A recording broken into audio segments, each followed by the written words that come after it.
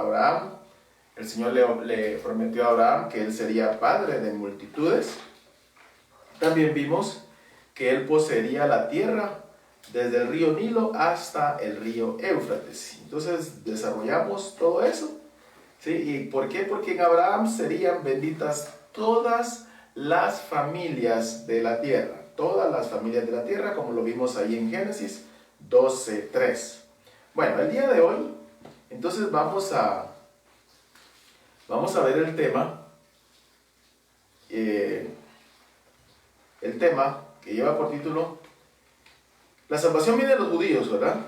Por la confirmación del pacto con Abraham en Isaac y Jacob, ¿sí? Confirmación del pacto con Abraham en Isaac y Jacob. Cuando hablo de confirmación del pacto, es que el Señor le confirma a Abraham su pacto en Isaac y también en Jacob. El propósito entonces de esta enseñanza el día de hoy es que aprendamos que para propiciar salvación a la humanidad por medio de los judíos, el Señor primeramente confirmó a Abraham su pacto en Isaac y Jacob. Bien. Hermanos, el Señor confirmó el pacto que hizo con Abraham en Isaac. Sí, el Señor entonces le dijo a Abraham que él confirmaría su pacto en Isaac. Y también el Señor ratificó este pacto que había hecho con Abraham, lo ratificó en Jacob. ¿Sí? En Jacob. Jacob es el nieto de Abraham, al cual el Señor después le cambió de nombre y le puso Israel. Pues vamos a ver todo esto el día de hoy. Entonces el Señor, para propiciar salvación a la humanidad por medio de los judíos, confirmó el pacto con Abraham en Isaac. Ahí en Génesis 17:19 podemos ver que el Señor confirmó el pacto que hizo con Abraham, lo confirmó en Isaac. La lectura que vamos a tener es una lectura donde el Señor le está diciendo a Abraham que en Isaac va a confirmar el pacto. Vamos allá a Génesis 17:19. Génesis 17:19 dice así: respondió el Señor: ciertamente Sara tu mujer te dará a luz un hijo, y llamarás su nombre Isaac, y confirmaré mi pacto con él como pacto perpetuo para sus descendientes después de él. Entonces esta es la promesa que el Señor le está dando a Abraham. Le está diciendo que en Isaac iba a confirmar el pacto que había hecho con él. Para entonces Isaac no había nacido, y esto era un tema de fe, porque Sara tenía 90 años y Abraham tenía 99 años y no tenían hijo. Entonces, para confirmar el pacto que hizo con Abraham, el Señor demostró su poder al hacer nacer a Isaac cuando él tenía 99 años y Sara, su esposa, 90. Sí, eso manifiesta un despliegue de poder. Cuando mirábamos la clase los miércoles, yo les decía a ustedes que ese fue un gran milagro. ¿Por qué? Imagínese usted una anciana de 90 años concebir y dar a luz. Y que un anciano de 99 años fecunde a una mujer. Eso es un milagro. Más en el tema de que Sara concibiera. ¿Sí? Era un tema de milagro. ¿Por qué? Porque era necesario que Dios obrara de una manera sobrenatural en esos cuerpos para que se concibiera a Isaac y pudiera nacer. Entonces, Abraham, cuando oyó la promesa de un hijo a la edad que tenía, la recibió con sorpresa y se rió. Entonces Abraham entendió que para que la promesa de un hijo de su esposa se cumpliera, debía darse de por medio un gran milagro. Porque ella ni siquiera cuando había estado joven y en el tiempo donde podía haber quedado embarazada, había quedado embarazada, ¿sí? Ella era estéril. Entonces por eso cuando Abraham recibe la noticia de parte del Señor, él la recibió con sorpresa y no contuvo su risa. Él tuvo que reírse, porque él dijo: un anciano de 99 años va a tener un hijo con una anciana de 90 años? Entonces el Señor vino y le dijo, sí, así va a ser. Y de la misma manera reaccionó Sara cuando detrás de la puerta escuchó la promesa de que tendría un hijo. Y ella también se rió porque dice, ¿cómo es posible, verdad? Que una mujer de 90 años tenga un hijo. Pues por eso el Señor les ordenó que le pusieran por nombre Isaac. Isaac quiere decir risa, porque ellos ambos se rieron cuando escucharon la noticia, ¿verdad? De que iban a ser padres. Entonces el Señor, en honor a que ellos se rieron, les dijo, póngale a su hijo de nombre Risa. Y entonces por eso es que Isaac se llama así. Entonces la concepción de Isaac, hermanos, le garantizaba a Abraham que su pacto había sido no como un Dios de pacotilla, no como un Dios con letra minúscula y de esos que no hablan, ni oyen, ni caminan, ni entienden, ¿verdad? Sino que él había hecho el pacto con el único poderoso y sabio Dios. Porque percatarse de un milagro tan grande como ese para que el Señor cumpliera en él su palabra, entonces es un tema de reconocer que no es con cualquier persona que se estaba contrayendo un pacto, era con el Dios Todopoderoso. Entonces por eso Abraham de seguro se percató de que no había sido un pacto con una persona cualquiera, sino había sido un pacto con el Dios Todopoderoso. Entonces él tuvo que percatarse de eso porque jamás se había visto, o sea, jamás se había oído en la historia que una mujer de 90 años que había sido estéril concibiera. Aún cuando no había podido concebir ni en su periodo de juventud, eso era lo que decía anteriormente. Entonces, eso obviamente abrió los ojos de Abraham para entender que estaba lidiando no con nadie menos y nadie más que con el Dios Todopoderoso. Entonces, el Señor le hizo nacer a Abraham un hijo de su esposa Sara a los 90 años para que cumpliera su pacto, para confirmar en él su pacto. Entonces, el Señor desplegó todo su poder parte de su poder, haciendo nacer a Isaac para confirmar ese pacto, ¿sí? Entonces, era necesario que de la esposa de Abraham naciera Isaac para confirmar el pacto. ¿Por qué? Porque era la herencia de la esposa la que tenía que recibir la salvación, no la herencia en este caso de la esclava. ¿Sí? Agar había tenido un hijo de Abraham, que el hijo se llamaba Ismael, ¿verdad? Pero no era en él, porque la promesa no era para la hija de la esclava, sino para la hija de la esposa, para la hija de la libre. Entonces, por eso era necesario que naciera a Isaac, y el Señor hizo nacer a Isaac precisamente como un milagro para confirmar el pacto que había hecho con Abraham en él. Entonces, en ese momento, ¿sí? El Señor viene y declara que el pacto es perpetuo. Eso lo vimos en el día miércoles, ¿sí? El pacto que el Señor tuvo con Abraham, el Señor declara que es perpetuo. Ahí en Génesis 17, el Señor le dice, entonces Abraham se postró sobre su rostro y se rió, y dijo en su corazón, a hombre de 100 años ha de nacer hijo, y Sara, ya de 90 años, ha de concebir. Respondió Dios, ciertamente Sara tu mujer, ¿sí? te dará a luz un hijo, y llamará su nombre Isaac, y confirmaré en pacto con él como pacto perpetuo para sus descendientes después de él. Bien, entonces el Señor confirmó que este pacto es un pacto perpetuo. ¿Qué quiere decir esto? Que este pacto trascendería generaciones hasta la eternidad, ¿sí? Iba a trascender generaciones en esta tierra, pero llegaría hasta la eternidad, ¿sí? Esto claramente apuntaba a que de la descendencia de Abraham vendría el Mesías, por medio del cual la simiente de Abraham pasaría a la eternidad. ¿Por qué? Porque todos aquellos que creemos en el Mesías somos descendencia de Abraham por la fe y trascendemos a la eternidad.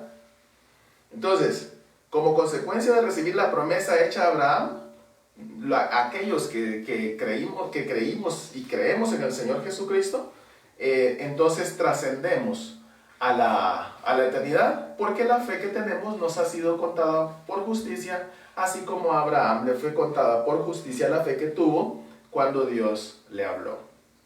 Entonces, la fe en el Hijo de Dios, quien vino de los judíos, es la que nos hace trascender hacia la eternidad como generación de Abraham.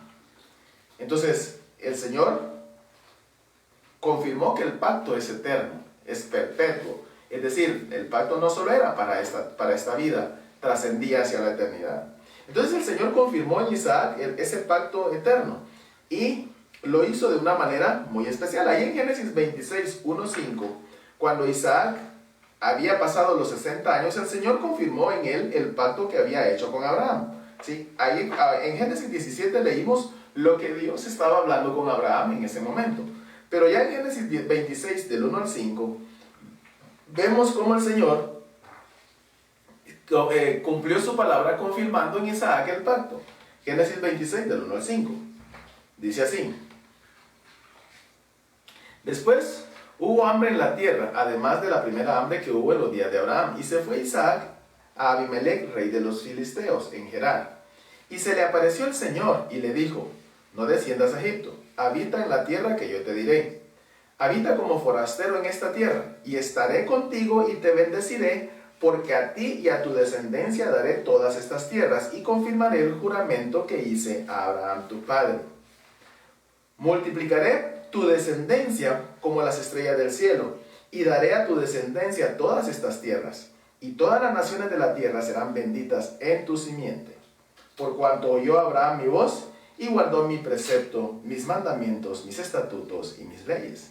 Entonces, ¿qué hace el Señor? El Señor, ahí en Génesis 26, del 1 al 5, lo que hace es que confirma lo que le había prometido a Abraham. Confirma en Isaac ese pacto. Y entonces, el Señor se le apareció a Isaac y le confirmó, ¿sí?, que él había de ser padre de mucha gente. ¿Por qué? Porque él ya se lo había prometido a Abraham. Entonces le prometió multiplicar su descendencia como las estrellas del cielo y darle la tierra que le había prometido a su padre, y también que todas las naciones de la tierra serían benditas en su simiente. Igual, entonces el Señor está confirmando en Isaac ese pacto. Entonces, fiel a su palabra, el Señor cumplió a Abraham en Isaac la promesa de ser bendición para todas las naciones. ¿Sí? Porque de él, de Isaac, se levantó Jacob, a quien el Señor después le cambió el nombre a Israel, el cual tuvo 12 hijos, dentro de los cuales le nació uno llamado Judá, de cuya descendencia viene el Mesías, y por eso entonces la salvación viene de los judíos. ¿Sí? ¿Y por qué lo menciono aquí? Porque estamos hablando de que la salvación viene de los judíos. Entonces el Señor le confirmó a Isaac ese pacto, haciéndole nacer a 2 hijos, Esaú y Jacob, pero la línea de la descendencia es de Jacob. El Señor entonces le cambió el nombre de Jacob a Israel. Jacob tuvo 12 hijos, de los 12 hijos había uno que se llamó Judá, de ahí vienen los judíos, de ahí nació Jesucristo y de ahí viene la salvación. ¿Sí? De esa manera entonces el Señor confirmó. Ahora, eso fue en cuanto al pacto que Dios le confirmó a Isaac. Pero ahora vamos a ver cómo el Señor ratificó el pacto con Abraham en Jacob. Bueno, ahí en Génesis 35, del 9 al 2, el Señor entonces le confirma, ratifica en Jacob el pacto que había hecho con Abraham y con Isaac. ¿Sí? Vamos a ir a Génesis 35, del 9 al 2.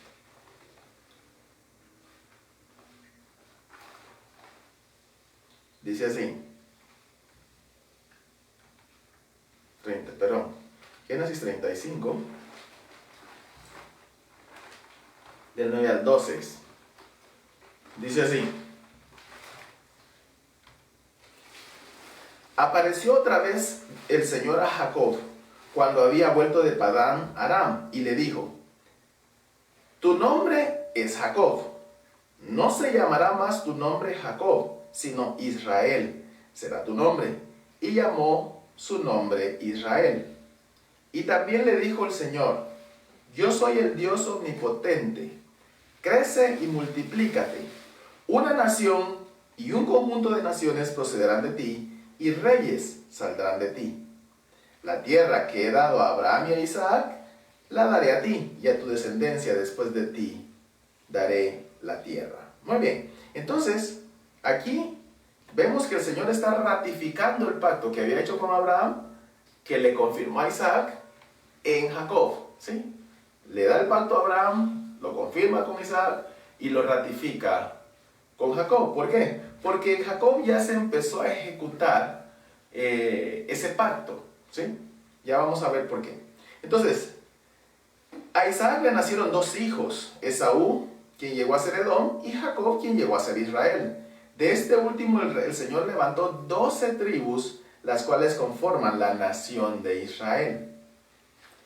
Fue entonces en Jacob que el Señor ratificó el pacto que una vez había hecho con Abraham.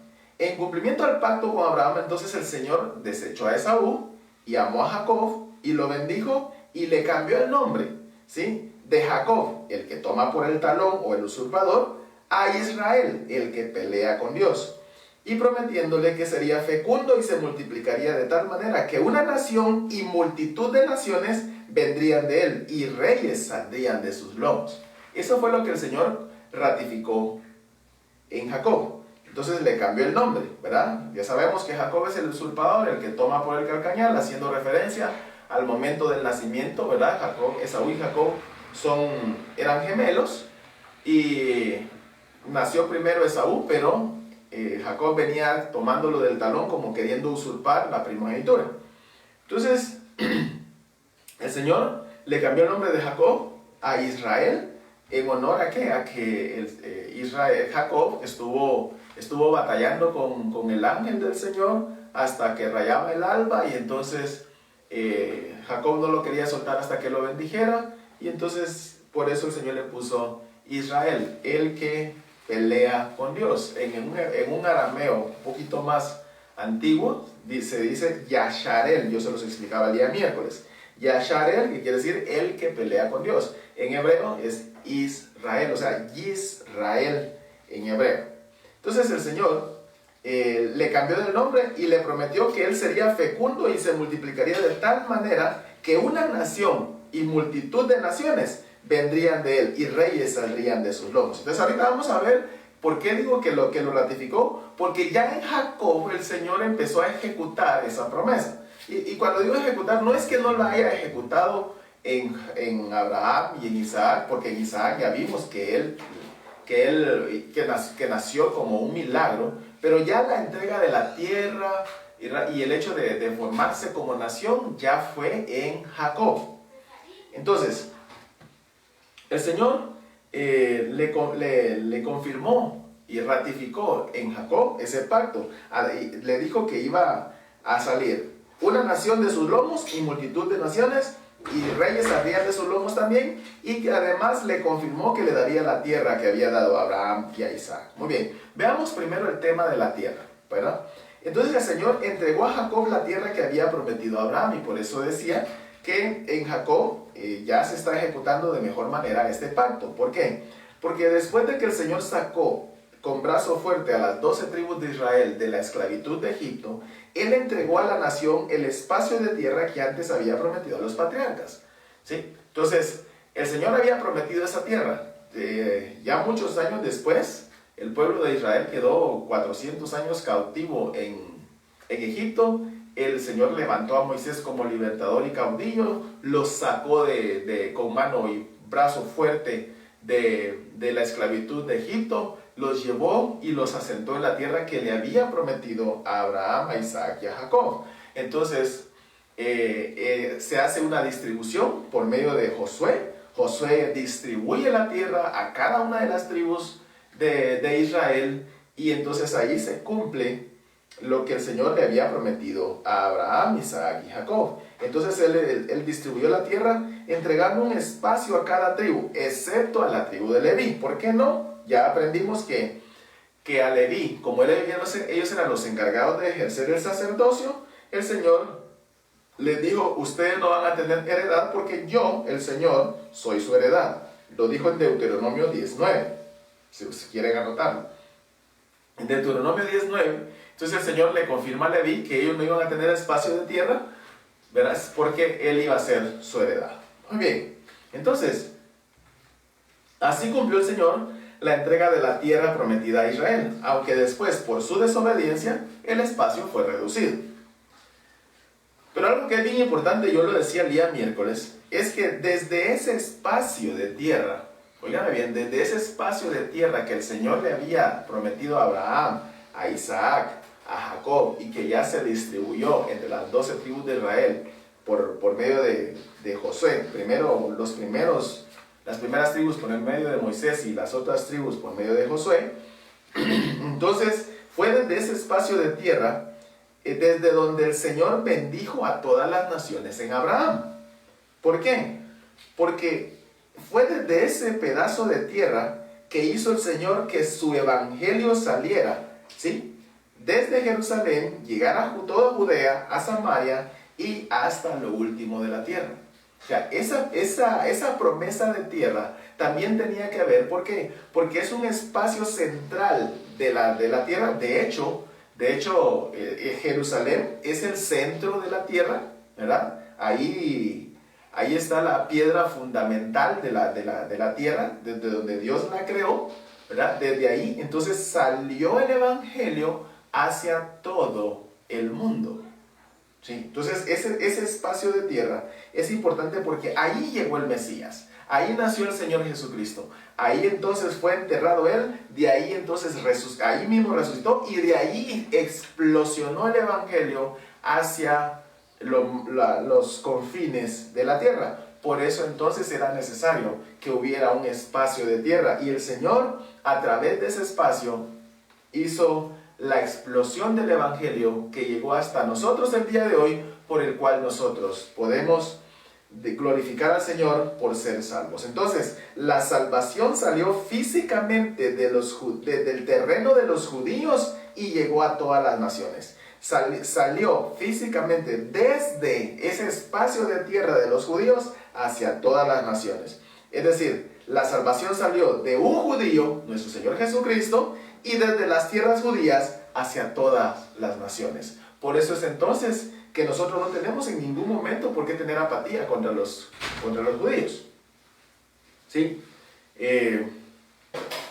Lamentablemente se tiene esa apatía porque por cosas que ya vamos a ver a continuación, ¿verdad? Que las vamos a ver en detalle, pero que nosotros no tenemos por qué caer en ese juego. ¿Por qué? Me recuerdo de un chiste, ¿verdad? De alguien que llegó bien enojado contra un judío porque le dijo, sí, es que ustedes mataron a Jesucristo. Y el judío le dice, no, pero eso fue hace 2000 años. Sí, pero yo lo supe ayer, le dice. Bueno, entonces, ese chiste, como le digo, pareciera ser que es un chiste, pero tiene mucho de realidad. Porque esa fue la idea, ¿sí? Esa fue la idea del cristianismo en sus principios, de poder erradicar a los judíos de la salvación. Y cuando digo en sus principios, estoy hablando de los siglos tercero y cuarto, que ya lo vamos a ver. Pero entonces no tenemos por qué caer en ese juego, porque el evangelio salió de tierras judías. Además, amados hermanos, déjenme decirles que no fueron todos los judíos los que odiaron a Jesucristo. Fue una cúpula corrupta de líderes judíos la que se confabularon contra el Mesías y lo llevaron a los romanos para que lo crucificaran. Si no me cree, vaya a ver unos 4 días antes de que crucificaran al Señor Jesucristo. Él entró en un burrito y la gente venía detrás de él diciendo Hoshiana, Hoshiana. ¿Qué es Hoshiana? Sálvanos ya, sálvanos ahora. ¿Por qué? Porque ellos ya lo habían reconocido como el Mesías. Además, el Señor Jesucristo, la misma Biblia narra que a veces tenía que esconderse y apartarse porque los judíos lo querían hacer rey. ¿Por qué? Porque ellos veían en él al Mesías como tal, o a alguien bien especial. ¿Sí? Entonces, no fueron todos los judíos los que odiaron a Jesucristo. Fue, como les digo, una cúpula corrupta, en los cuales vieron que sus intereses estaban siendo perjudicados por la doctrina del Mesías, y entonces se confabularon contra él para matarlo. Pero de todos modos eso tenía que pasar, porque ya estaba descrito, ¿sí?, que el Mesías tenía que venir a morir. Y entonces eso fue lo que sucedió. Pero nosotros no tenemos por qué menospreciar a esa nación. Entonces, veamos entonces que el Señor le dio a Israel una nación y multitud de naciones. Ya vimos que el Señor le dio el terreno, ¿verdad? Cumplió con darle el terreno, ¿verdad? Y desde ese terreno salió la bendición para los confines de la tierra, y hasta aquí a Guatemala ha llegado. Bendito sea su nombre por eso. Pero ahora vamos a ver que el Señor le cumplió la promesa a Israel de hacerlo una nación, y que multitudes de naciones saldrían de sus lomos, así como reyes. Ahí en Génesis 35:11, el Señor viene y le dice a, ¿verdad? Le dice a Jacob, bueno, y también le dijo Dios: yo soy el Dios omnipotente, crece y multiplícate. Una nación y conjunto de naciones procederán de ti, y reyes saldrán de tus lomos. Eso es lo que el Señor le está anunciando a Jacob. Ya vimos que le dio la tierra. Ahora veamos cómo es entonces que el Señor le da una nación y multitud de naciones. Bueno, como vimos, el Señor prometió a Jacob que de él vendría una nación, y también naciones vendrían de él. Una nación y naciones. Póngale atención a eso. Una nación y naciones. Y para cumplirlo, el Señor hizo lo siguiente. ¿Sí? Lo primero que hizo el Señor fue que levantó una nación de Jacob. Como vimos, le cambió el nombre a Israel, y él levantó una nación. Recuérdense, ¿verdad? El Señor le dijo: te voy a dar una nación y naciones. Una nación y naciones. Entonces, el Señor le dio una nación. ¿Cuál fue esa nación? Pues déjenme contarle que el Señor le hizo nacer a Jacob 12 hijos. 12 hijos, los cuales forman las 12 tribus de Israel. Los hijos dados a Jacob son: de Lea, su primera esposa, le dio Rubén, Simeón, Leví, Judá, Isaacar y Zabulón. ¿Sí? Eran 6 hijos, fueron 6 hijos los de Lea. De Raquel, la segunda esposa, José y Benjamín. Los hijos de las concubinas: la primera, Bila, que era la sierva de Raquel, le dio 2 hijos, Dan y Neftalí.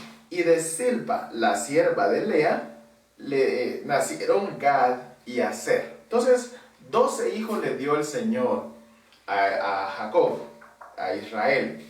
Entonces, con esto el Señor cumplió su promesa de que una nación saldría de ellos. ¿Por qué? Porque cada uno de los hijos de Jacob formó una tribu, que reunidas todas forman la nación de Israel. Entonces aquí el Señor estaba cumpliendo, ¿sí?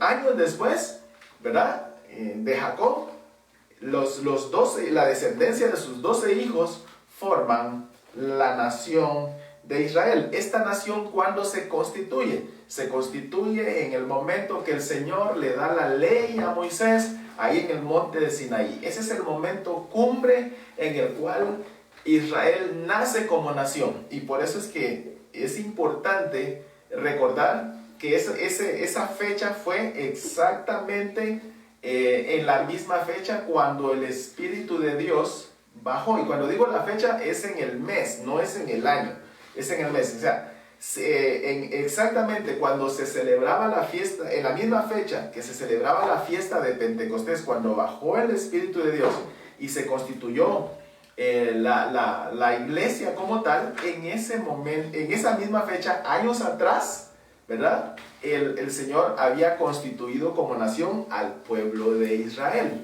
Entonces, ahí nació el pueblo de Israel en el monte Sinaí. Ahí nació como nación. Entonces el Señor confirmó a Jacob el nacimiento de esa nación ese día que le dio la ley a Moisés. Entonces vemos cómo el Señor lo confirmó. y formó la nación. Entonces, ¿el Señor qué hizo? El Señor lo que hizo fue manejar primogenitura. Recuérdense que la primogenitura es bastante importante, ¿verdad? Y las primogenituras de los hijos de Israel quedaron asignadas a Judá de los hijos de Lea y José de los hijos de Raquel. Recuérdense que les he explicado que la primogenitura no se mide porque la palabra del Señor no dice así. La palabra del Señor dice, el primero que abre la matriz. O sea, la primogenitura la marca aquel primer hijo de la mujer, ¿sí? El primer hijo de la mujer. Por eso es que Jacob tenía dos primogénitos, ¿sí? El primer primogénito era Rubén porque fue el primero de Lea. El segundo primogénito era José porque era el primogénito de Raquel. Ahora, ¿por qué no se cuentan la de las siervas? Porque eran siervas, ¿sí? No eran siervas. No cuenta, solamente cuenta la primogenitura en los hijos de las esposas. Entonces, Jacob tuvo dos primogénitos, ¿verdad? Rubén por Lea y y José por Raquel. Entonces,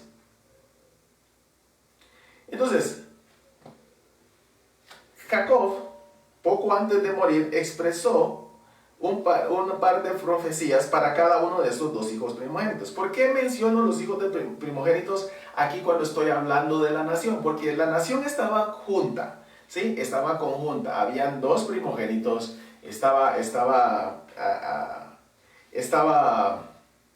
Le correspondía a Rubén, ¿verdad? A Rubén, y también le correspondía a José. Sin embargo, el Señor, la primogenitura de Judá, de los hijos de Lea, que le correspondía a Rubén, el Señor se la dio a Judá, como dije anteriormente. ¿Por qué se la dio a Judá? Bueno, porque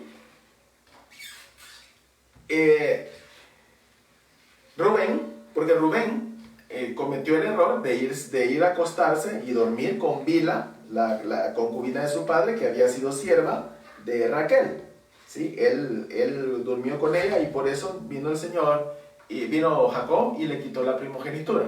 Luego venía Simeón y Leví, pero él no les asignó la primogenitura porque ellos habían fraguado maliciosamente en contra de Siquem, ¿verdad? Después de que el hijo del rey de Siquem había denigrado, deshonrado a la hija de Jacob, ¿verdad? Pero ya habían llegado a un acuerdo y ellos, ¿verdad? Maliciosamente actuaron y exterminaron a todos los varones de Siquem. Entonces por eso fue que no les dio la primogenitura. Entonces el Señor lo que hizo a través de Jacob es darle la primogenitura que le correspondía a Rubén, se la dio a Judá, al cuarto hijo de Jacob. Entonces el Señor asignó las dos primogenituras y son importantes, tal como lo vimos los miércoles. Las primogenituras son importantes porque cuando yo desarrolle la otra parte del tema, se van a dar cuenta por qué es bastante importante. Entonces, porque Jacob expresó profecías para cada uno de esos primogénitos, tanto para José como para Judá. Porque dijo de José, rama fecunda junto al manantial, así será José, ¿sí? Y sus vástagos se extienden sobre el muro. Póngale atención a esto, grábese esto, porque esto va a ser bien importante cuando lleguemos al punto de cómo fue que el Señor formó naciones de Israel. Entonces, se extienden sobre el muro. Eso lo dijo en Génesis 49:22. Y sobre Judá profetizó que el cetro no se apartaría de él, no se apartaría de Judá. Ahí en Génesis 49:10. Entonces, vemos que de la tribu de Judá no se apartó el cetro porque de la tribu de Judá viene el rey David y de David desciende Jesucristo como Mesías, ¿verdad? Quien es la promesa que Dios le dio a David, ¿verdad? Cuando hizo un pacto con él diciéndole que de su descendencia vendría el rey eterno. Dios hizo un pacto con David diciéndole que iba a perpetuar su trono, ¿sí? Y la perpetuación del trono del rey David se da en el Señor Jesucristo, ¿sí? Entonces, y esto es bastante importante. ¿Por qué? Porque de la descendencia de David tenía que venir el rey de los judíos. Y algo que es bien especial es que en el año 70 después de Cristo, en ese año el templo y toda la ciudad de Jerusalén fue arrasada por el Imperio Romano. Y en ese momento se desaparecieron toda la historia escrita del linaje, ¿sí? Del linaje, especialmente el de David. Entonces, el último descendiente de David que se conoce por registro es nuestro Señor Jesucristo. De tal manera que debajo de Jesucristo ya no hay otro descendiente de David. De tal manera entonces que nadie puede reclamar el trono de David, solamente el Señor Jesucristo, porque el Señor Jesucristo es el único del cual hay registro escrito de que es de la descendencia de David. Si no me cree, vaya a leer la genealogía de Mateo, que expresa Mateo en Mateo 1. ¿Sí? Ahí está bien trazada la genealogía. ¿Sí? Viene de David. Y David es el rey sobre el cual el Señor perpetuó su trono, y es en el Señor Jesucristo. Entonces, la profecía que el Señor le dio a Judá de que el trono no se apartaría de él, se cumplió en David, pero se perpetúa en el Señor Jesucristo. Bien, entonces, el Rey eterno es nuestro Señor Jesucristo, entonces, que claramente viene de los judíos para cumplir con las palabras que él mismo dice. Entonces, la primogenitura de los hijos de Raquel, el Señor se la dio a Efraín y a José. Entonces, aquí termino con la sección de cómo el Señor formó una nación. Entonces, formó la nación de Israel, le dio 12 hijos. De esos 12 hijos se formaron las 12 tribus de Israel y se formó la nación de Israel. Dentro de la nación él dejó primogenitura, dejó a Judá por un lado, como los hijos de Lea, a José también con la primogenitura por el lado de Raquel. Dio profecía, ¿verdad? Dio profecía del pacto, del reinado perpetuo sobre la casa de Judá, y también dio profecía sobre que de José vendría una multitud. ¿Por qué? Porque los vástagos, ¿sí? El vástago de José pasaría el muro, ¿sí? Ya vamos a llegar a eso. Entonces, ya vimos cómo se formó la nación de Israel, ¿sí? Entonces ahí cerramos el capítulo de la nación. Vimos entonces que el Señor le cumplió a Jacob. A Jacob le dijo, te voy a hacer una nación y naciones. Ya vimos cómo formó la nación. Ahorita vamos a ver cómo se forma, cómo le dio el Señor a Israel multitud de naciones. Multitud de naciones. Otra vez lo voy a leer. Dice Génesis 35:11. También le dijo Dios, yo soy el Dios omnipotente. Crece y multiplícate. Una nación, ya vimos eso, y conjunto de naciones procederán de ti. Ahorita vamos a ver ese conjunto de naciones. ¿Cómo entonces el Señor hizo para darle a Jacob conjunto de naciones o multitud de naciones? Bueno, por decisión, digamos así, por plan del Señor, José fue vendido por sus hermanos a unos ismaelitas y luego fue llevado a Egipto, donde el Señor lo hizo virrey. Esa historia ya la conocemos muy bien. Estando allí en Egipto, él se casó con una egipcia, la cual le dio 2 hijos, Manasés y Efraín. Cuando Jacob se reencontró con José, entonces estuvo ahí viviendo, ¿verdad? Ahí en Egipto. Y luego entonces, poco antes de partir, viene Jacob y tiene una conversación con José, ¿verdad? Él ya estaba a punto de partir y José llegó, y entonces le trae José a sus 2 hijos. Entonces, viene Jacob y le dice algo bien importante a José. Le dice, estos hijos que tienes, estos 2 hijos tuyos, van a ser míos, ¿sí? No los está viendo como nietos, sino los está viendo como hijos, Entonces le dice, estos 2 hijos tuyos van a ser míos. Vamos a ir a Génesis 48:5. Ahí se lo dice. Génesis 48:5. Dice así. y ahora tus dos hijos, está hablando en ese momento Jacob, Israel, y ahora tus dos hijos, Efraín y Manasés, que te nacieron en la tierra de Egipto, antes que viniese a ti a la tierra de Egipto, míos son, como Rubén y Simeón serán míos. ¿Sí? Entonces, Jacob está diciendo a José que van a ser sus hijos. Esto tiene una connotación profética. Ya lo vamos a ver. Que la expliqué el día miércoles, pero lo voy a recordar acá. Entonces, y en ese momento viene Jacob y la primogenitura que le correspondía a José se la da a Efraín. ¿Sí? Entonces lo expliqué 2 veces ya. Le trae José los 2 hijos a Jacob, ¿verdad? Está Manasés de este lado y está Efraín de este lado. José lo hizo intencionalmente para que entonces, porque el que estaba sobre la mano derecha iba a ser el que iba a recibir la bendición especial. Pero entonces la sorpresa de José es que cuando Jacob da la bendición, Jacob entrecruza los brazos y la mano derecha queda sobre Efraín y la mano izquierda queda sobre Manasés. También José le reclama y le dice, no, padre mío, así no es la cosa, porque el primogénito es Manasés, el que tenés a tu derecha. Entonces viene Jacob y le dice, yo lo sé perfectamente. ¿Sí? Sin embargo, así va a ser. Entonces, ¿qué es lo que hace Jacob? Le asigna la primogenitura, la bendición del primogénito que le correspondía a José, se la da a Efraín, que estaba a su mano izquierda. Efraín es el menor, ¿sí? Manasés es el mayor. Entonces, ahí en Génesis 48, 19 lo dice. Vamos a leerlo. Génesis 48, 19 dice así.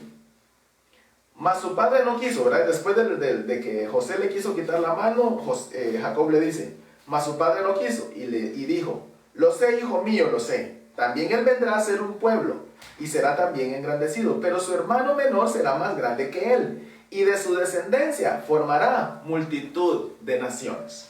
Ok, esta es la profecía que el Señor le está dando por medio de Jacob a Efraín. ¿Por qué? Él entrecruzó las manos porque dijo, va a ser multitud de naciones. Ya le había ofrecido a Jacob que conjunto de naciones iban a salir de él. Y ahora en Efraín, es verdad, el Señor está profetizando que Efraín iba a ser multitud de naciones. Ok, no sé si se me siguen y ya le van dando forma a cómo fue que el Señor cumplió la promesa a Jacob desde que de él vendrían conjunto de naciones. Entonces, así fue. Entonces, la primogenitura que le correspondía a José, de los hijos de Raquel, pasó a Efraín. Y los 2 hijos de José pasaron a injertarse, ¿sí? a ser parte de las 12 tribus de Israel. ¿Sí? Pasaron a ser parte de las 12 tribus de Israel. Ok. Después del reinado de Salomón, en el año 902 a.C., la nación de Israel, y cuando digo nación de Israel estoy hablando de las 12 tribus, la nación de Israel, luego de 120 años de estar conjunta a las 12 tribus, se dividió en 2 reinos. El reino del norte, formado por las tribus de Rubén, Simeón, Isaacar, Zabulón, Dan, Neftalí, Gad, Aser, Manasés y Efraín. Aquí menciono a Manasés y Efraín porque ya estaban formando parte de las 12 tribus de Israel. Recuérdense, Jacob tuvo 12 hijos, pero a Leví no le dio heredad porque él era la heredad, y saca a José y coloca a sus 2 hijos. Entonces, en lugar de Leví y José, entonces el Señor mete las 12 tribus de Israel a Manasés y Efraín, siendo entonces Efraín el primogénito de esa casa. Entonces, el reino se dividió. ¿Por qué? Por causa del pecado de Salomón. ¿Sí? Se dividió el reino. Entonces se dividió en el norte, el reino del norte por 10 tribus, que ya las mencioné, y el reino del sur formado por 2 tribus, la tribu de Judá y la tribu de Benjamín. Judá y Benjamín. Entonces, el Señor se aseguró de que quedara un primogénito en ambos reinos. En el reino del norte de las 10 tribus quedó Efraín, y en el reino del sur quedó Judá. ¿Sí? Un primogénito para cada reino. Al reino del norte se le llamó, óigame bien, casa de Israel, casa de José, casa de Efraín o Samaria. En la Biblia usted puede encontrar esa descripción: casa de Israel, casa de José, casa de Efraín o Samaria. Y a la del sur se le llamó casa de Judá o Judá. Entonces, lamentablemente ambos reinos pecaron delante del Señor y fueron llevados cautivos por diferentes reinos. Por ejemplo, el reino del norte cayó en manos de los asirios en el año 772 a.C. Y el reino del sur cayó en manos de Babilonia, cautivo en el año 586.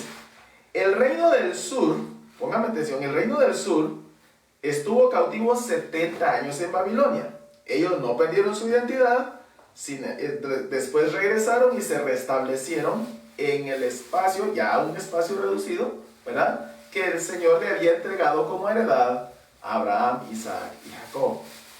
Sin embargo, la tribu del norte, el reino del norte, conformado por las 10 tribus, no regresó. Fue, como dije, fue llevado por los asirios, se lo llevaron cautivos, y ellos no regresaron porque se mezclaron con otros pueblos. Póngale atención a eso de se mezclaron con otros pueblos. El Señor entonces, como vio que las dos casas pecaron, Él decidió perdonar a la casa de Judá. Y como algunos van a ver que es un repaso porque es lo que estamos viendo los miércoles. El Señor decidió perdonar a la casa de Judá por su pecado y la retuvo, pero le extendió carta de divorcio a la casa de Israel. Entonces, pongan atención, porque a muchos cuando hacen su exégesis se confunden, porque cuando ven el nombre Israel creen que a veces el Señor está hablando de todo Israel. Pero cuando dice la casa de Israel, no está hablando de todo Israel, sino que está hablando solamente de esas 10 tribus. Sí, o sea, del reino del norte. Entonces, el Señor decidió perdonar la casa de Judá. Sin embargo, le extendió carta de divorcio a la casa de Israel. Jeremías 3:8. Vamos a ir a Jeremías 3:8. Jeremías 3:8. Dice así.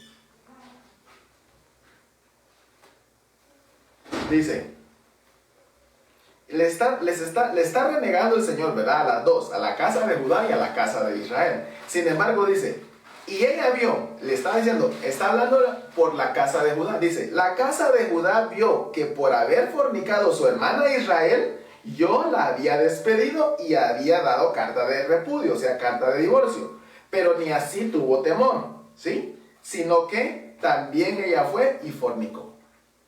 Entonces aquí lo que está diciendo el Señor es, la Judá, la está tratando como hermanas, ¿verdad? La Judá vio que yo le di carta de divorcio a su hermana, la casa de Israel, que son las 10 tribus del norte, ¿verdad?, por causa de su pecado, y en lugar de aprender y no hacer las cosas malas, al contrario, lo que hizo fue y cometió exactamente el mismo error que su hermana. Sin embargo, el Señor decide que no la va a despedir, solo despide a las 10 tribus del norte, o sea, a la casa de Israel. Entonces el Señor la echó a la casa de Israel de sí para que fuese pisoteada.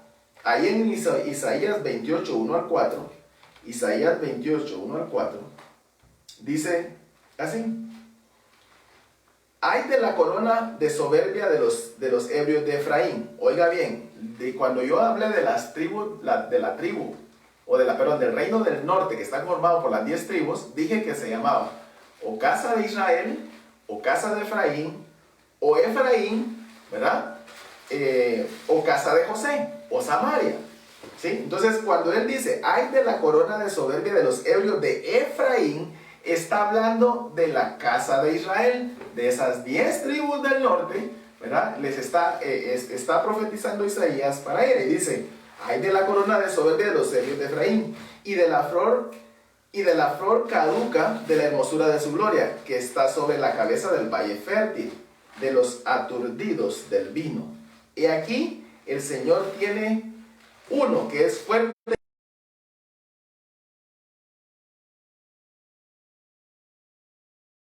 ímpetu de recias aguas que inundan con fuerza derriba la tierra. Sí.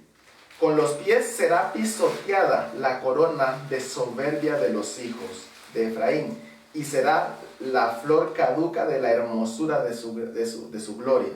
¿Sí? Entonces el Señor está dando profecía, y la cumplió. ¿Sí? La cumplió.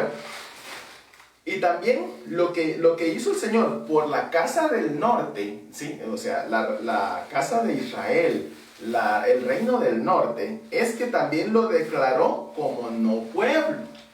¿Sí? Lo declaró como no pueblo. Ahí en Oseas 1:9, el Señor viene y le declara a la casa de Israel que ya no es pueblo. ¿Sí?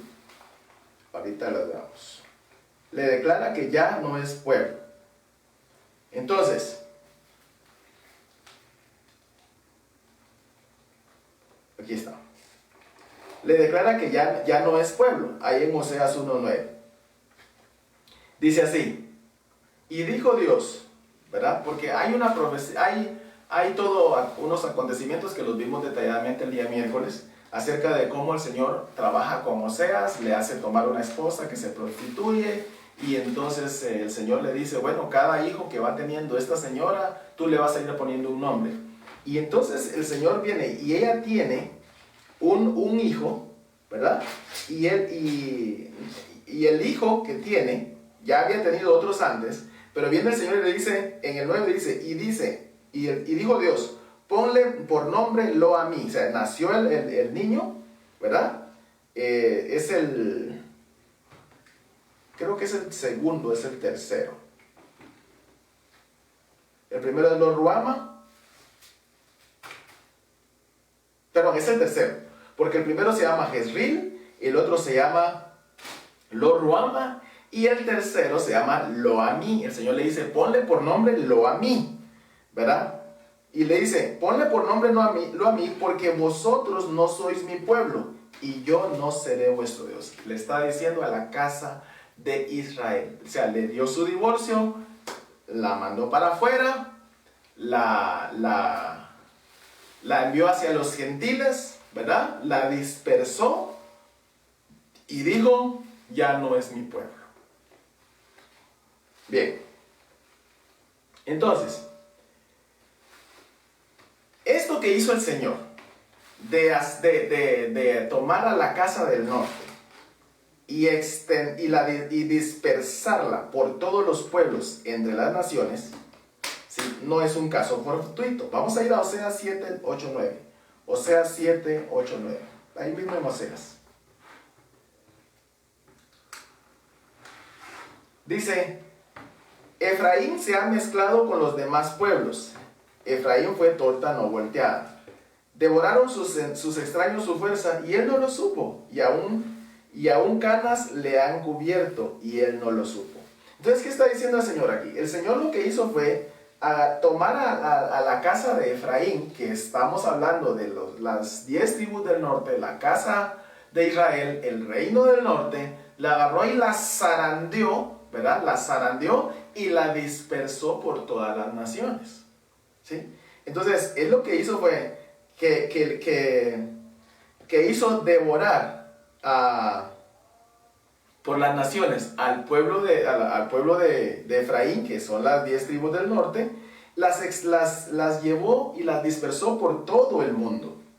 Ahí en Oseas 8:8 también dice que los hizo vivir entre los gentiles. Vamos a ir a Oseas 8:8, uno más adelante. Oseas 8:8. Devorado será Israel, pronto será entre las naciones como vasija que no se estima.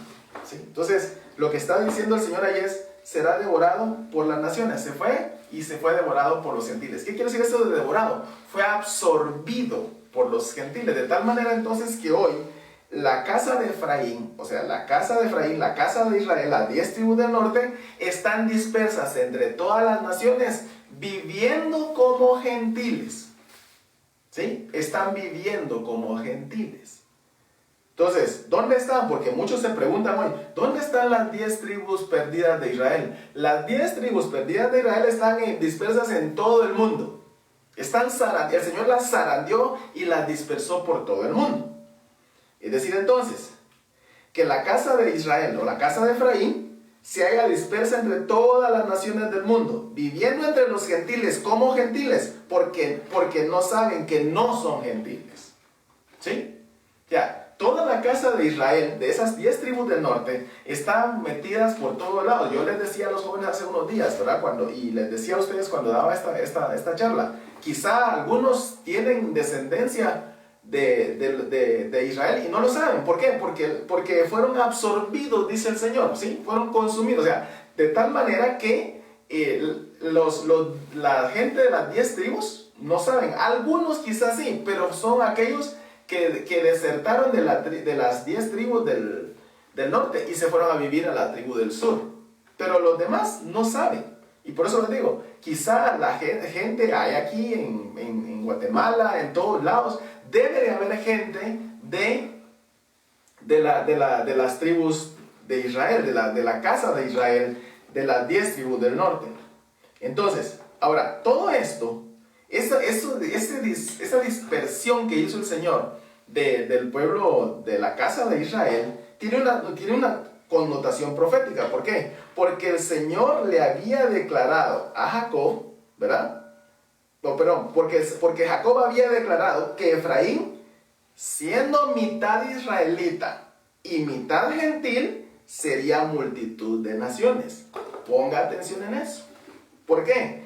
Porque viene Jacob y bendice a Efraín, ¿sí? Bendice a Efraín y lo hace el primogénito. Y también le dice a José, estos dos tus hijos son míos, los adopta como hijos. Pero recuérdese que yo le dije que pusiera atención. ¿Por qué? Porque ahí hay una connotación profética. Porque tanto Manasés como Efraín son mitad israelitas y mitad gentiles.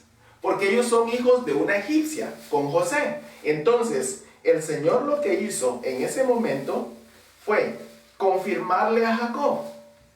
¿Sí? Confirmarle a Jacob, ¿por qué? Porque hoy, entre todas las naciones, hay descendientes de la casa de Efraín, quien fue mitad israelita y mitad gentil.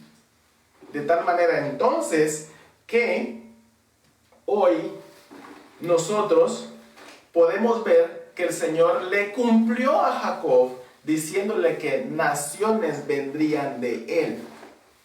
¿Sí? El Señor sí sabe quiénes son israelitas.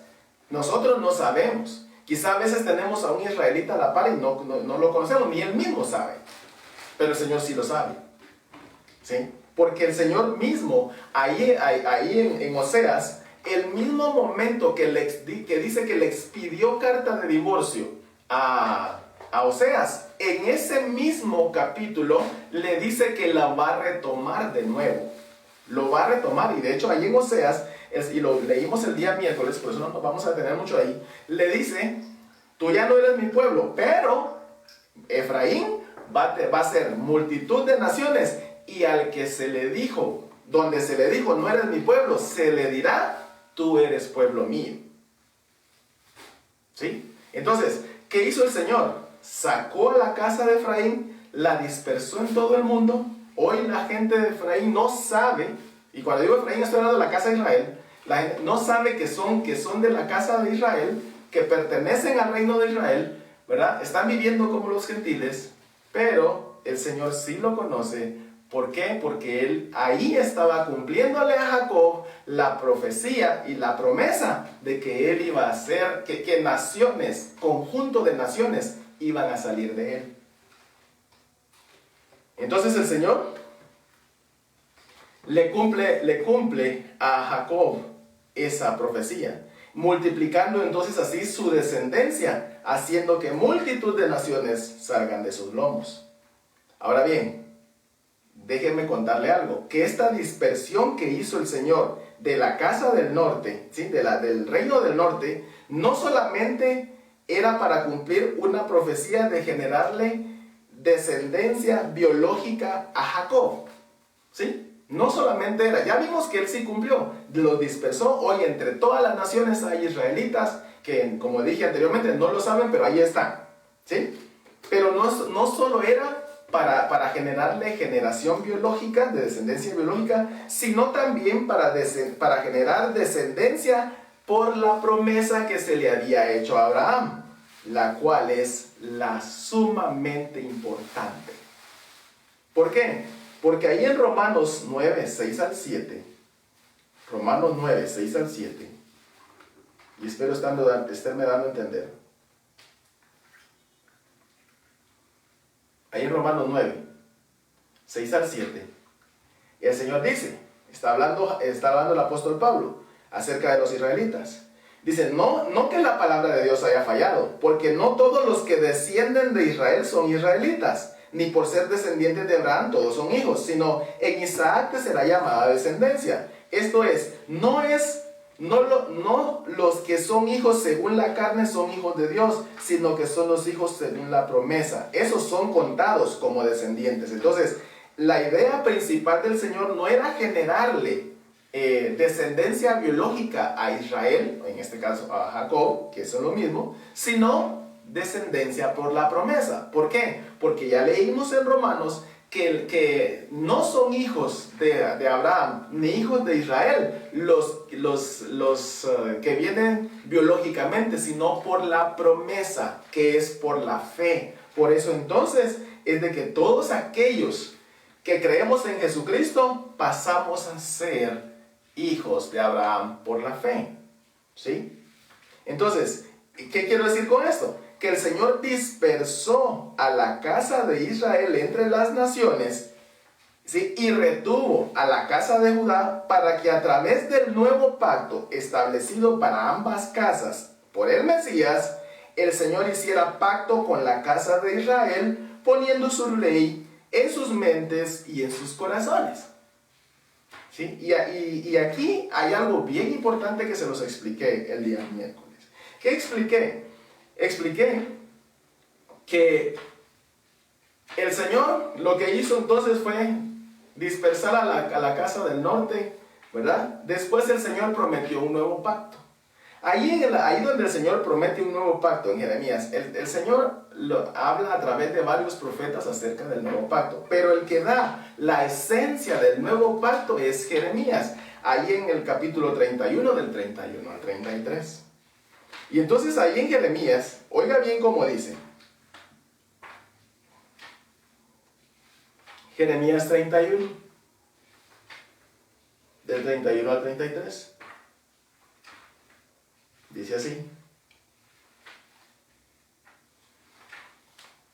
Dice así. He aquí viene el día, dice el Señor, en los cuales haré un nuevo pacto, oiga bien, con la casa de Israel y la casa de Judá, con las dos casas, ¿sí?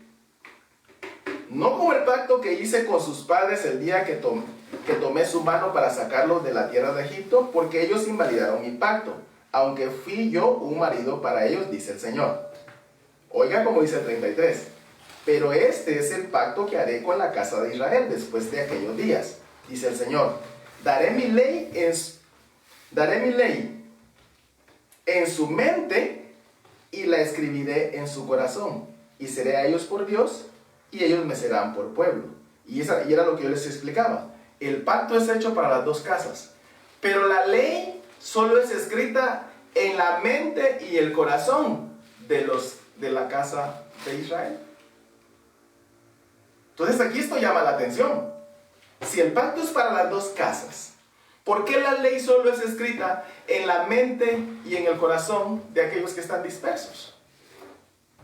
¿Sí? Entonces, vemos que el Señor se reservó a la casa de Judá, ¿para qué? Para que se ejecutara el nuevo pacto en el Mesías, a fin de que por la casa de Judá saliera la bendición hacia los confines de la tierra y alcanzaran a todos aquellos que pertenecen a la casa de Israel, para que entonces la ley fuera escrita en su mente y en su corazón.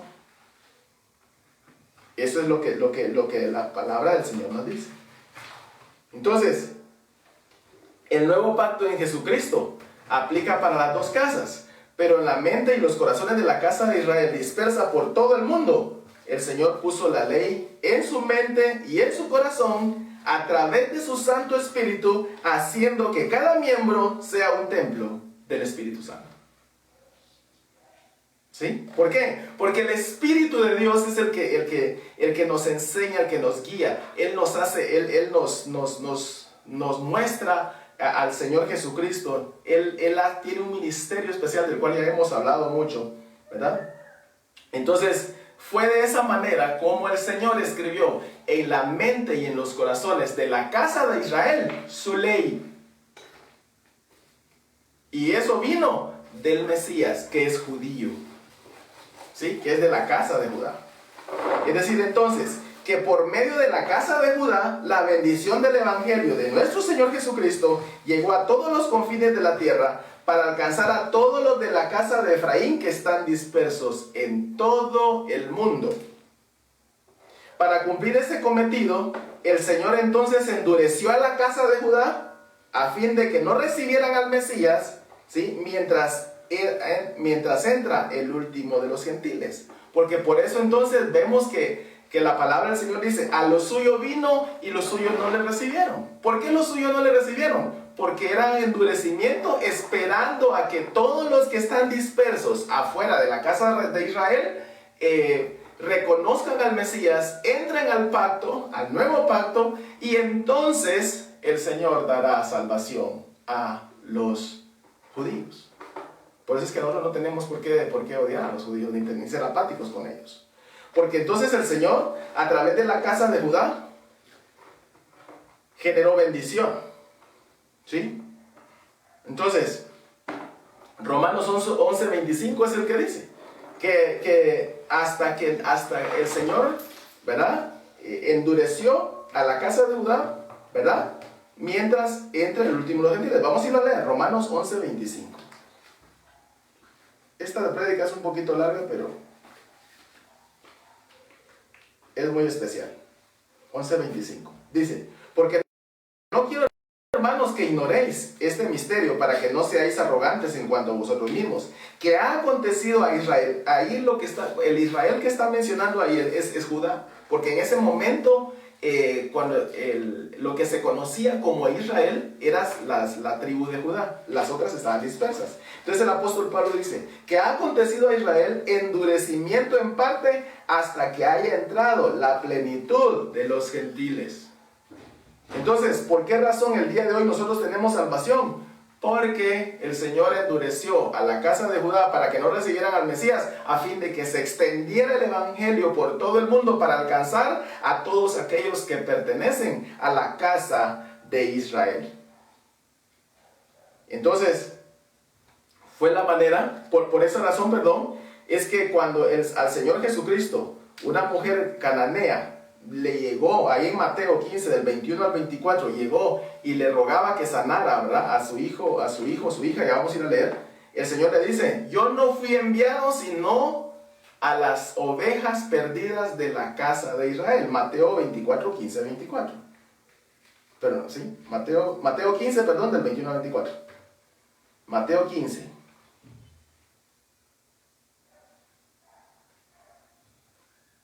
Mateo 15. Dice así, saliendo Jesús de ahí, se fue a la región de Tiro y Sidón.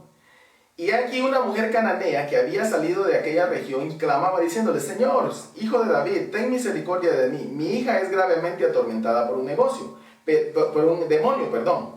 Pero Jesús no le respondió palabra. Entonces, acercándose sus discípulos, le rogaron diciendo, despídela, pues da voces tras nosotros. Él respondiendo dijo, no soy enviado sino a las ovejas perdidas de la casa de Israel. Si yo no tomo contexto del Antiguo Testamento, yo voy a creer que aquí está hablando de las 12 tribus de Israel.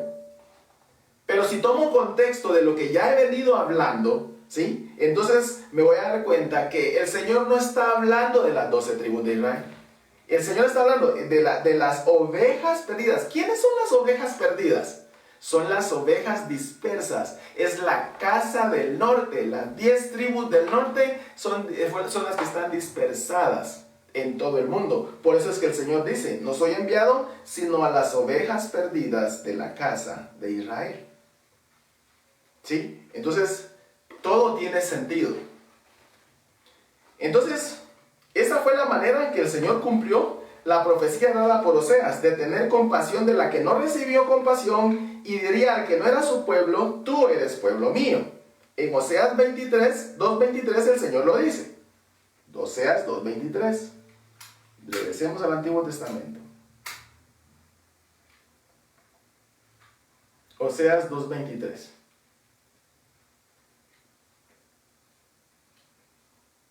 Dice así: y sembraré para mí en la tierra, y tendré misericordia de Lo Ruama, y diré a Lo Ruami, tú eres pueblo mío, y él dirá, Dios mío. ¿Sí? El apóstol Pablo menciona esto ahí en Romanos. ¿Sí? En Romanos 9:25, el apóstol Pablo hace referencia.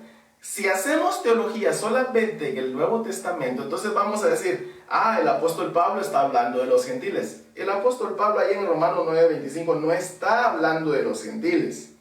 ¿Sí? El apóstol Pablo está invocando lo que dijo Oseas 9:25. Dice, estamos Romanos 9:25, como también en Oseas dice, llamaré pueblo mío al que no era pueblo mío, y a la no amada, y en el lugar donde se les dijo, vosotros no sois pueblo mío, allí serán llamados los hijos del Dios viviente. ¿Sí? Entonces, el apóstol Pablo no está hablando esto por los gentiles, el apóstol Pablo está hablando esto por la casa. ¿Por qué? Porque él está invocando lo que el Señor le dijo a la casa de Israel cuando la despidió. ¿Sí? De eso está hablando. Entonces, después de esto, ¿qué podemos definir? Que la casa de Israel está conformada por una mezcla de descendientes de Israel y gentiles, para cumplir la profecía de que Efraín sería padre de multitudes de naciones, y que de la descendencia de Jacob vendrían conjunto de naciones. ¿Sí? Sabiendo entonces que Efraín era una mezcla entre israelita y gentil, porque él era hijo de José con una gentil. Entonces, ¿quién es la casa de Israel? La casa de Israel es la iglesia del Señor, conformada por los cristianos de todo el mundo. Esos somos nosotros. ¿Por qué? ¿Qué hizo el Señor? Envió a las 10 tribus, las dispersó, y después envió su bendición detrás, el evangelio detrás, para que la lluvia del evangelio nos cayera les cayera a los descendientes de Israel y a nosotros los gentiles, para formar una mezcla entre israelitas y gentiles, tal cual Efraín era una mezcla de israelita con gentil. ¿Sí? Entonces, hoy nosotros en Efraín somos descendientes de Israel. Somos descendientes de Israel. Por eso entonces es que los cristianos no debemos menospreciar ni odiar ni a los judíos ni a los israelitas. Porque despreciar a los israelitas es despreciarnos a nosotros mismos. Sí. Usted me dirá, hermano César, esto es una teología completamente diferente. No es una teología diferente. No es una teología diferente. Lo que pasa es que yo comentaba la otra vez que todo esto, yo empecé a hacer esta investigación porque yo tenía que predicar acerca del nuevo pacto. Y entonces la esencia del nuevo pacto está en Jeremías 31, del 31 al 33. Y entonces todo eso me dijo, ¿y aquí qué está pasando? ¿Por qué el Señor hace pacto con las dos casas, pero solo en una casa le escribe la ley en la mente y en el corazón? ¿Y dónde está entonces esa casa? Entonces tuve que empezar a hacer toda una investigación acerca de por qué el Señor dijo eso. Y por qué en el Nuevo Testamento muchas citas coinciden perfectamente con lo que yo estoy diciendo. Entonces, el Señor envió a la tribu de Israel para que la dispersó en el mundo, para que el Evangelio llegara a usted y a mí el día de hoy. ¿Sí? Entonces, usted me dirá, hermano, esto es bien diferente de lo que se ha predicado, sí. Pero le voy a decir por qué es diferente.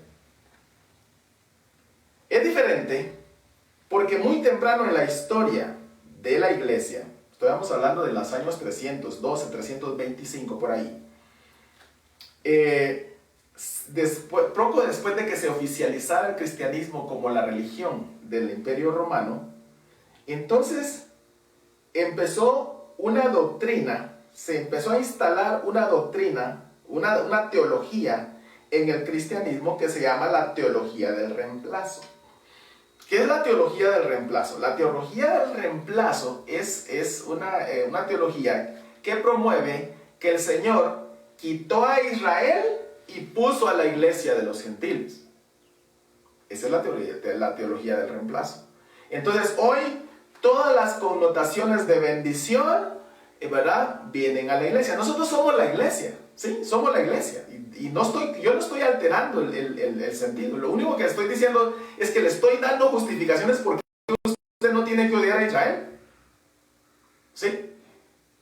Pero el punto aquí no es que nosotros seamos la supremacía en cuanto a este tiempo, sino la iglesia, ¿qué es? Es la casa de Israel mezclada, ¿sí? Israelita y gentil, eso es lo que somos. Somos la iglesia del Señor que nació en el día del Pentecostés. Eso es lo que somos. Pero no tenemos por qué despreciar a los israelitas, tampoco a los judíos, porque de los judíos fue que salió esa bendición. Imagínense que sea como una regadera, ¿sí? La casa de Judá es la regadera que trajo la bendición del Evangelio para que nos lloviera tanto a los descendientes de Israel como a los gentiles. Y los que hemos recibido ese Evangelio hoy, bendito sea el Señor, somos salvos para honra y gloria de su nombre. ¿Sí? Pero entonces, muy temprano en la historia de la iglesia, apareció esta teología. ¿Sí? San Agustín de Hipona, por ejemplo, empezó, voy a quitar ese San. Agustín de Hipona, por ejemplo, él empezó, él que fue un gran teólogo, también ya formulaba esa idea. Pero donde se consumó esa teología del reemplazo, se consumó en el concilio de Nicea, ¿sí? En el concilio de Nicea, y se estableció oficialmente esa teología del reemplazo, la cual enseña entonces que el Señor desechó por completo a Israel, que Romanos nos dice que el Señor no ha desechado a Israel, ¿sí? Y entonces ahí lo que se hizo fue enseñar que el Señor desechó a Israel y que hoy solo la iglesia cuenta con todas las bendiciones y supremacía en la consumación del nuevo pacto. Pero si vamos a Jeremías, el nuevo pacto nos dice que le fue para las dos casas, ¿sí? Y que solo en la casa de Israel iba a poner la ley en la mente y en el corazón. Entonces no nos podemos contradecir. Pero esta teología del reemplazo lo que hizo fue eso.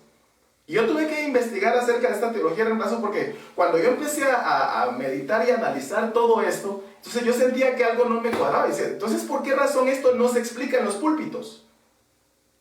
Y no se explica en los púlpitos porque esa teología tomó control de la iglesia de los años 300, y cuando se dio la reforma, lamentablemente los reformadores no se percataron de ello, sino que siguieron la corriente de esa teología. Y por eso es que en la mayoría de seminarios de hoy no se habla acerca de esto.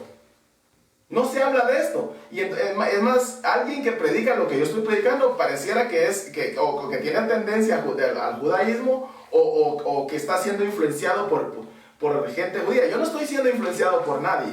Yo simplemente abrí la Biblia y fui ahí a Jeremías 31, del 31 al 32, y encontré esto. ¿Sí?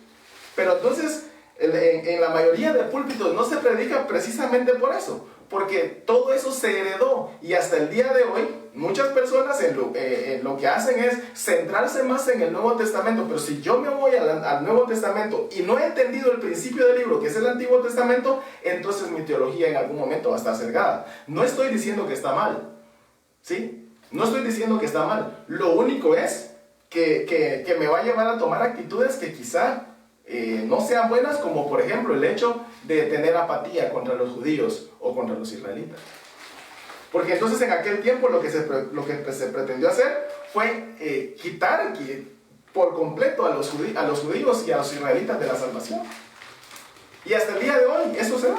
A veces hay gente que diserta mensajes, ¿verdad? Y cuando se les habla de los judíos dicen, no, ellos son cosa aparte, el Señor los desechó, ellos no tienen nada que ver ahorita con la iglesia. Eso es lo que dicen los púlpitos. Entonces, los reformadores no se preocuparon por eso, ¿sí? Cuando digo no se preocuparon es quizás no lo notaron. Entonces, en los seminarios, universidades protestantes y de toda clase, nunca se enseña acerca de la connotación del nuevo pacto, haciendo una exégesis que incluya el Antiguo Testamento. Pero una exégesis seria y formal. Solamente se agarra nada más como pinceladas. No estoy diciendo que yo tengo la razón, no estoy diciendo que yo estoy encontrando lo último, no. Simplemente lo que yo hice fue tomar la Biblia y leerla y ir a hacer un rastreo completo, porque esto es bastante importante. Entonces, nosotros, por eso es que no tenemos que tener apatía contra el pueblo judío. ¿Por qué? Porque ellos no están excluidos. No están excluidos. ¿Sí? Los israelitas no están excluidos.